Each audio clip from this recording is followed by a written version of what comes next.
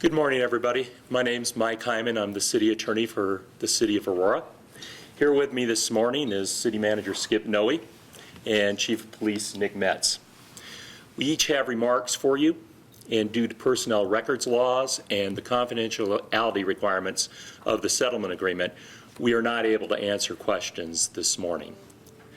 The City has reached a settlement with the family of Naeschylus Carter Vinzant for the officer-involved shooting on March 6, 2015 that claimed the life of Mr. Carter Vinzant.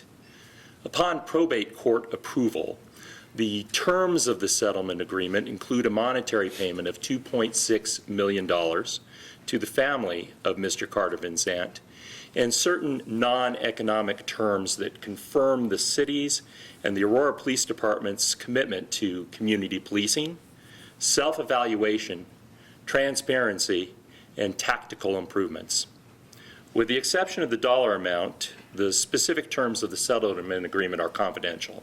Therefore, I cannot go into more detail about the specifics of the non-economic terms. In recognition of the seriousness of this event and its impact upon the community, the city and Mr. Carter Vinzant's family, through their attorneys, maintained an open line of communication for the past year and a half. No lawsuit was filed. Early settlement of this matter was actively sought in an effort to resolve this matter before the parties engaged in what would have been an extremely lengthy, costly, stressful, and divisive process. The city's settlement team included members of the Aurora City Attorney's Office, representatives from the city's excess insurance carrier, city management, and outside legal counsel. The Aurora Police Department was kept apprised of these discussions. I'll now invite Chief Metz to discuss some of the changes that have occurred in the Aurora Police Department since this event. Chief? Thank you. Good morning. Again, I'm Nick Metz. I'm the Chief of Police with the Aurora Police Department. As most of you remember, the Jefferson County District Attorney's Office presented the facts and circumstances of this case to an Arapahoe County jury involving the fatal shooting of Mr. Carter Vinzant by Aurora Police Officer Paul Giroth.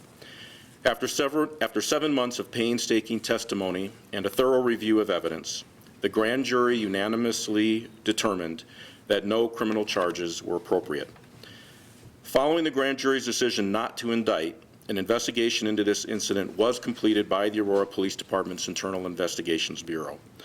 During this process, Officer Giroth was assigned to an administrative assignment. The department will work with him and his chain of command to determine what his next assignment will be. This is obviously a very tragic event for everyone involved. In other communities, such an event could have resulted in violence and a breakdown of police-community relations.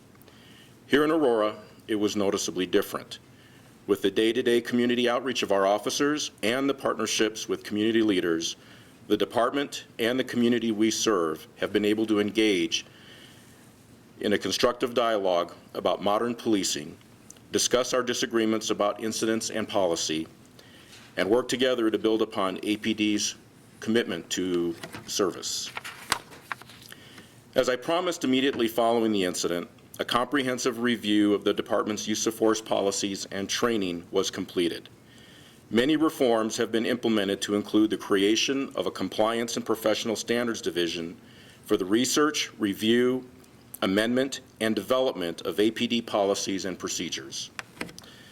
The Compliance and Professional Standards Division Chief reviewed the agency's use of force policies to make sure that APD is following national best practices regarding training, reporting, investigating, and tracking officer use of force incidents. The two major changes that have been implemented are the development of a tier system for reporting officer-involved use of force and the creation of a force review board. The Force Review Board is empaneled to review uses of force to determine compliance with department directives, procedures, and training. The Internal Affairs Bureau also went through significant reforms to reaffirm a culture of accountability and to promote legitimacy. Internal Affairs was relocated from APD headquarters to a new off-site location to create a more neutral environment and to report concerns of police conduct. Additional personnel were added to ensure consistent and better quality investigations. The increased responsibilities and added staffing are now under the direction of a commander instead of a lieutenant. Lastly, policy and procedures will continue to be reviewed with the intent of improving the quality and timeliness of internal investigations and to ensure appropriate strategies are applied and outcomes achieved to increase trust within the public that the APD serves. The Aurora Police Department is committed to continue building and strengthening the relationship within our community.